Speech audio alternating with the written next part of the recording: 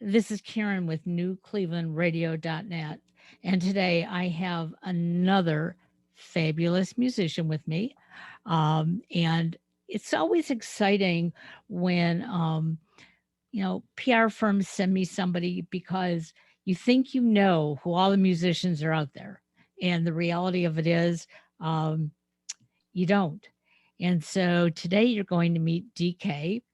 And DK, how long have you been in the business? I mean, I read something that you told your mother, like at a very young age, you were going to be a rock star. I did, yeah. Thanks for having me, Karen. So great to Sure. be here. Yeah, so I told my mom when I was 5 years old I was going to be a rock star. I grew up just adoring Tom Petty, the Cars, the Police, all these great classic rock bands, and I started writing down song titles when I was 5 years old. I still have the sheets of them somewhere. They weren't very good, obviously, but it's just been one of those things that I've been not able to get away from my entire life, right? You know, going down different paths here and there, whether it was in middle school or high school or even college. And music and songwriting has always been there, but I've kind of kept it under wraps for a long time. And it was really only over the last few years where I kind of decided it was time to take it more seriously and act like I was a musician and not just have it be this bedroom thing. So that involved, obviously, 5 or 6 years ago, deciding to take vocal lessons because I wanted to become a better singer. And then, eventually working in a real studio instead of just recording demos in my bedroom and linking up with my producer now for the last 4 years, Steve Hansen in Connecticut. And he's recorded all the material that's out to date. So it's really been the last like 3 years though, where it's kind of taken that turn from, you know, bedroom kind of no one really knows about it type thing to, yeah, no, I really want people to hear this music because, I think that it's come to a time where in my craft, it's gotten to a point where I think it's ready to be heard for the world. And, the response so far has been great. So put out an album last year during the pandemic that was really, well received by a lot of people. Got some good streaming numbers, obviously, and put out some music videos that did really well on YouTube and got some great reviews and write-ups. And, kind of from there, it was like, all right, what's the next thing? So started recording an EP in the fall and a lot of hard work behind the scenes stuff, but it's finally time to start releasing that out into the world. So got a single coming out this week on Friday, July 16th. Got a really crazy music video coming out a couple weeks later, and then we'll be gearing up for a fall release for the EP. So it's Wow. all very exciting stuff, and just very very blessed that it's kind of started to take this turn in the direction that it has over the last year 2 years. Well, you brought up a very good point that a lot of people don't get, and that is it takes a lot of work. And if it's something that you really want to do, you'll put the time and effort into it, even if you don't see the reward right in front of you. And before we got recording this morning, we were briefly talking about some personal things. And my son, um, he loves to perform. And he used to perform for his grandmother all the time. And his dad and I knew nothing about it. And then one day he went and tried out for the community choir. My mother in law took him. So, I mean, we were totally, in the dark. And Yep. next thing we know, he's in the choir and he's getting, solos at the age of 7 and 8 years old. And we're going, when did he pick up this talent? Right. In the meantime, as much as he loved performing, he loved baseball 110% more. And so he put his skills into those two things. And um, it wasn't about when he was going to cut his first record, if he was going to. It wasn't about getting a big audience standing around him. And his comment was, I'm going to do what I love to do. And if it takes me further, all the best for me. And so even today, occasionally he does perform. But like I said, his biggest love is baseball. You, on the other hand, said that you did work for a baseball team for a short period of time, um, but you found that your real love is music. And so uh, it's never too late to follow that path. No, it isn't, and it's kind of the tough dilemma of life where you love a few things a lot, and if you're gonna really do one of them though as your kind of profession, you kind of have to choose the one that does kind of light your fire the most. I mean, I grew up loving music, baseball, and skiing. And I made ski movies in college, and that's how I got into filmmaking a little bit and all that kind of stuff. And I wanted to do all of them, but then you realize, the whole idiom about 10,000 hours and deep practice, like it's all so true, and you really need to be spending all that time behind the scenes working on a craft in order to get it to a point where it can be your profession. And there's just no way you can do the 10,000 hours thing when with three different things at one Right. time. So for me too, it was just like kind of understanding, what did I wake up in the morning thinking about, and what did I go to bed at night thinking about, and what did I spend my time thinking about, filling in the gaps between. And it always came back to songwriting, and pulling from the universe or experience in my life or just observational things. I was always just getting ideas for songs, and always spending time recording demos and getting better at recording and all this kind of stuff. And eventually it just kind of became one of those, oh yeah, you've been doing this all along, you clearly can't run away from this even if you try. Like, Right. it's time to treat this as your job and not just that passing fancy. Whereas now with baseball, I've kind of let that dream go, and now I just I enjoy it as an observer versus thinking Right. I want to work in it. So it's so funny, the parallels there with your son. Absolutely. So you mentioned in your bio that you were brought up by strong women. So what was there an influence from them towards your music, or did they look at you thinking, just go get a real job? No, my mom is, impossible to describe the impact that she's had on my life. I actually just got back spending a few days with her up in Vermont, and she's a creative writer. She's working on a novel right now. She's been a poet her whole life. And I grew up in a household where she was, the only parent, and unfortunately my dad passed away when I was 6. And I grew up in a household that was very full of, acceptance and pursuing passion and really digging into emotion and communicating it properly. And that's where my songwriting definitely comes from, is kind of being a bit more open and honest and human, rather than kind of writing songs that are more surface level. And I attribute all of that to my mom, obviously. And it's funny you mentioned your son and the grandma. I have memories of staying at my grandma's house a lot as a kid. My mom worked a couple jobs, so spent a lot of time there. And I remember holding like a badminton racket, like it was a guitar, and playing concerts for my grandma, singing the songs that I had written down the titles for on pieces of paper. So there was that. And then my sister, is kind of twin flame. We're both just kind of crazy, chaotic energy, but both just very passionate. And she's the most supportive human being in the world. And she kind of taught me, everything I know about taking that leap of faith, because she's just fearless and just such a strong, powerful influence in my life. So yeah, I grew up around those three people, and it's really influenced everything I do. And I think if I were to analyze my music as an outsider, the one thing that I would note is the way that I write female characters, I think, is probably different than a lot of other male rock artists do. A lot of it is, and it's totally fine because it's music's a catharsis and it means Sure. something to everyone. But I think for a lot of male artists, it's like, oh yeah, I got my heart broken, and this thing happened to me because of this person, and it's it or I'm head over heels in love with this larger than life character. And I think for me, I find it more interesting to write just different when I write about female characters. I don't ever tend to, demonize or anything like that. So I think that's something that's just a residual effect of growing up around strong, dynamic, complex, passionate women, is that kind of, it always seems to come through in the characters that I write about.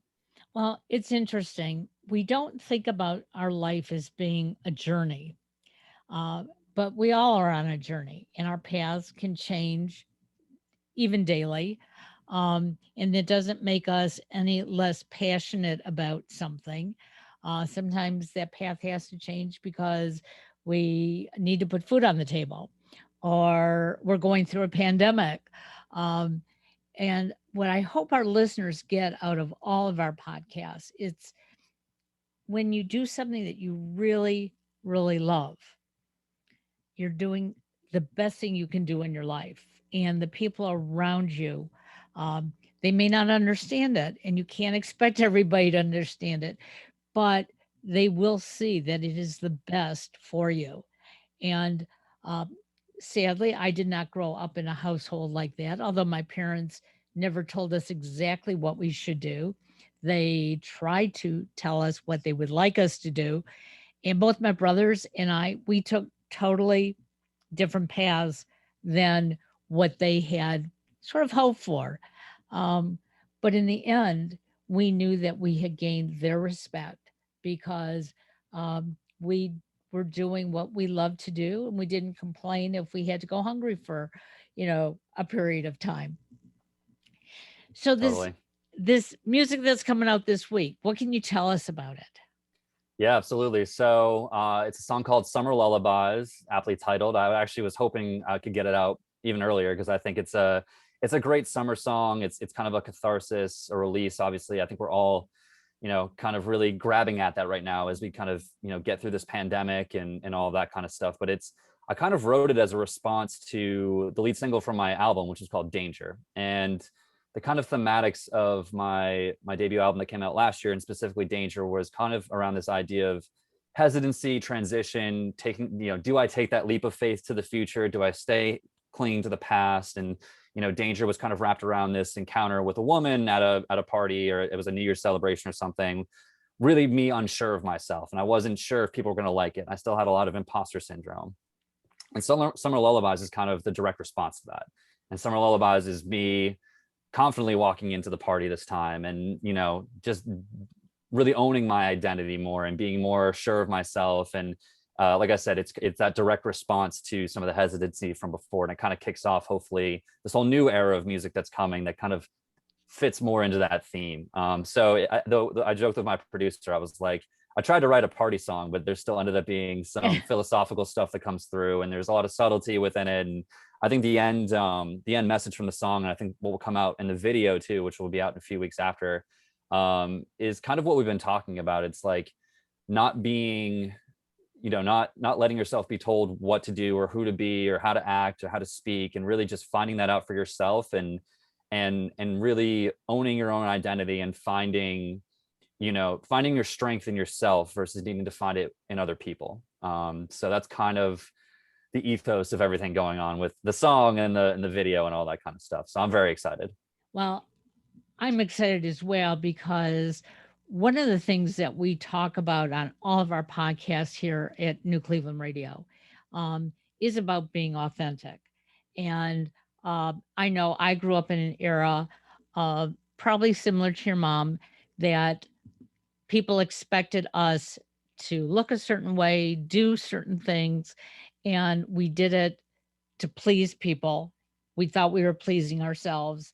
And then we wake up one day and we go, wait a second, you know, this is not the road I want to be going down. And sadly, a lot of my generation continued going down that path because, like you said, there's a fear. I know what's going to happen if I keep walking straight, but if I turn right or left, what am Yep. I going? What am I going to gain? What am I going to lose? And 10 years ago, that's exactly what I did. I had been working in corporate America, and broadcasting was my passion. It was my training. And I just came home one day from work in tears and said, I'm not going to do it anymore. That's And amazing. my Good for husband you. and son both looked at me and said, um, but you make really good money. And I said, I know. And that's scary. It's scary when you are turning 60 and you say, I'm going to change my whole life. And the first year was difficult I'm because sure. I kept looking for that paycheck. Okay. And there was none. But what I've gained is meeting people like yourself, knowing that there is talent out there that I may not necessarily be hearing on the radio, but I can find them if I stream their music. Yep. And you're in, you go from place to place and perform. And if I look hard enough, guess what? There are places just down the street where there are great performers. So Absolutely. speaking of that, you're in New York, correct? That's correct. Yep. So how often do you get out and play in the clubs? It was supposed to be a whole lot more often than what happened. I had like 8 or 9 shows booked for last summer, and then the pandemic shut it all down, unfortunately. But It's interesting. I spent about 4 months back home in Massachusetts with my mom and sister during the pandemic, and I kind of converted my mom's garage into a rehearsal space, which I think was just a great formative experience. I went from being you know a good live performer to, I think, it's very much more tuned in with every element of the performance, and really kind of taking that leap forward that I needed. So it's interesting. I've got my first show of the year booked for next Thursday at a little club called Berlin Underground here in New York City, and got another half dozen dates coming up after that. We're just waiting to announce in August and September, and hopefully it can continue going all the way through the fall. And it'll be a mix of. I don't actually have a band behind me right now because of just the nature of Sure. life, but I've got a great kind of backing set, and play a bunch of instruments live, and got some cool fan interaction stuff coming. So the electric shows will be great, and then in between, a bunch of acoustic shows as well, working to line those up. So I'm so excited to play live again. I really, that was another element of me that kind of needed to grow with time, and it came from my early 20s being like, no, like, I'm going to start playing open mic nights and just putting myself out there. And I may not be very good at first, but just getting those reps and learning things and being around other musicians, and taking all of that, and now kind of channeling everything I've learned into a much more confident, engaging, dynamic type of live performance. So like we've kind of talked about it, you really do have to go through that whole process, and everything is a step in the right direction as long as you're using it to learn and get better and all of that kind of stuff. So I'm excited to kind of really kick off the dust, and play as much live as I possibly can. Absolutely. Because I know during the pandemic, there were a lot of musicians that were doing Facebook Live concerts and Zoom live concerts, um, which sort of took music in a different direction. But at the same time, we got to hear music that we may not have heard otherwise. Um, and I just tell people, be creative. If you already have that creative bone in your body for either writing or playing or performing, you know, use the tools that are in front of you. Um, and, maybe you'll only have one listener the first night, but the second time you do it, you're going to have a handful because word is going to get out and it grows. Absolutely. So, so what date does this new release come out? So the single comes out July 16th, next Friday. And then, like I said, the music video, which is, I mean, I love the song. I think people are going to love the song. We've got a bunch of Spotify campaigns lined up to try to get it out there to as many people as possible, a bunch of, digital campaigns and stuff like that. But I'm really excited for the music video that's going to come out. I think we have it slated for the 30th of July. I got to dress up in a bunch of different costumes, and, it really just shows, I think, more of my personality. So hopefully people resonate with it when that comes out as well. So those are the two big upcoming dates, the 16th and the 30th. So And what is the best way for your new fans to find you? absolutely. So at DK Lyons Music on Instagram, Facebook, Twitter, DK Lyons on Spotify, SoundCloud, Amazon Music, Apple Music, all of those. And then DK Lyons Music on YouTube as well. I've been fortunate enough to work in video production and content, for the first part of my career in marketing. So I put out a lot of music videos, and I think that's definitely where I also get a lot of excitement from, is telling stories visually to go along with the music. So if you really want to get an idea of who I am, I think YouTube is probably a good place to start. Well, I think that's terrific. And in addition to that, this podcast will be on YouTube, Instagram, and about 15 streaming sites. I ask all of our listeners, please pay for your streaming sites. Don't go stealing the music. People like DK work hard, and most of us don't realize how hard you work. And we think, oh, well, it's out there. I can just go grab it. And yes, you can. But if you can pay for your streaming site, DK might get a few pennies from that. And we certainly would appreciate that. Well, I appreciate that as well. And Uh, I will be sharing out this podcast wherever podcasts are found, and all across social as well. I really, really appreciate the opportunity to hang Yes. out and talk today. Well, and I hope you'll come to Cleveland, the home of rock and roll, and perform here, and we'll fill whatever venue it is for you. Okay. I can't wait. We'll mark All it right. down. Have a great day. Thank you You as so well. much, DK. Bye Thank bye you. now. Appreciate it.